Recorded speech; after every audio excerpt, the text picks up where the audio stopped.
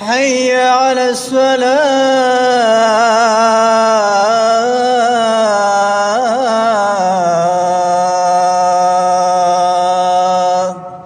اعوذ باللہ السمیع العلیم من الشیطان الرجیم. بسم اللہ الرحمن الرحیم. پردے سے متعلقہ اسلامی احکامات. یہ اسلام کی وہ تعلیمات تھی جو اس نے آج سے 1400 سال پہلے اس مسلمان اور مومن معاشرے کو دیے جو ایمان، تقوی، اخلاص، الوحیت، شرم و حیا، عفت و عصمت کی حفاظت کے لحاظ سے بہترین زمانہ تھا. اس سے بہتر دور نہ چشم فلک نے کبھی دیکھا تھا اور نہ کبھی دیکھے گا. اس نے انسانیت کو ایسی تعلیمات سے نوازا جس پر عمل کر کے قیامت تک آنے والی ساری فحاشیوں کا سدباب کیا جا سکتا ہے. اس وقت انسان کی جنسی حسن و خطرناک روف نہیں دارا تھا جو آج ہے، اور یانیت اور فحاشی کا وہ بازار گرم نہیں ہوا تھا جو آج ہے.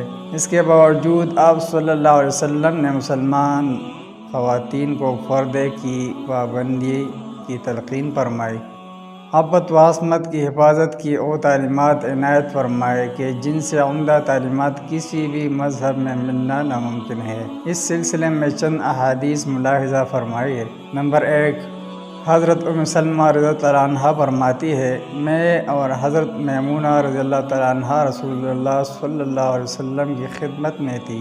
اتنے میں حضرت عبداللہ بن ام مکتوم رضی اللہ تعالیٰ عنہ آئے.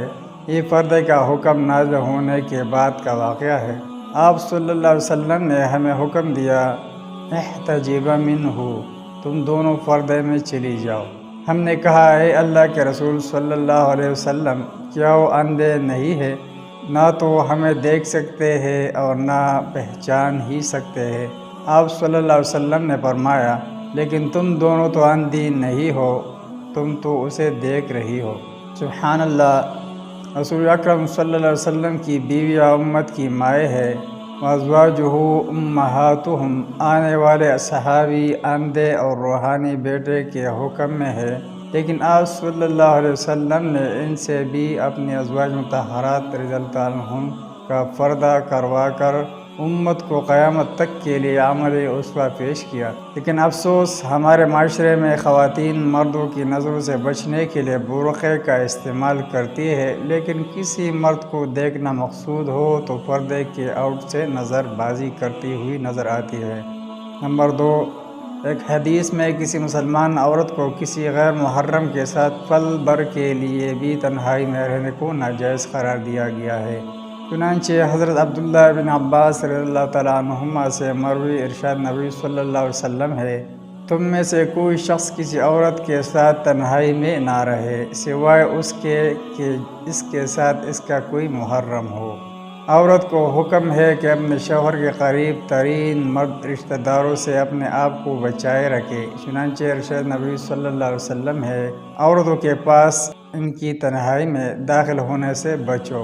ایک شخص نے کہا، یا رسول اللہ صلی اللہ علیہ وسلم، دیور کے بارے میں آپ کا کیا خیال ہے؟ آپ صلی اللہ علیہ وسلم نے فرمایا، عورت کے حق میں دیور تو موت ہے.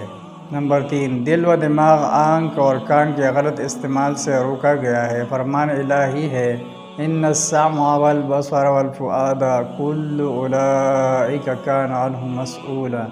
بے شک کان، آنکھ اور دل سے متعلق قیامت کے دن پرسش ہوگی. نمبر 4، اچانک پڑنے والی نظر کے معاف ہونے کے ساتھ ہی حکم ہے کہ اپنی نگاہ کو پھیر لے.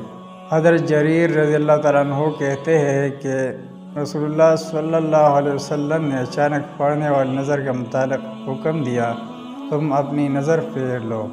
ان تعلیمات پر دنیا کا جو معاشرہ اور جو طبقہ، چاہے وہ بوڑھوں کا ہو یا جوانوں کا، مردوں کا ہو یا عورتوں کا، حاکموں کا طبقہ ہو یا محکوموں کا، ان عابدی تعلیمات پر کما حق عمل کرے گا، وہ ہر اس برائی سے محفوظ رہے گا جو اس کی غیرت و شرافت کو نقصان پہنچائے، اور اس کے اخلاق و بے پردگی، اختلاط، فحاشی اور حرام نظر بازی سے محفوظ کر کے اسے شرافت و پاکیزگی، امن و استقرار اور سعادت کے بامی عروج پر پہنچائے گا.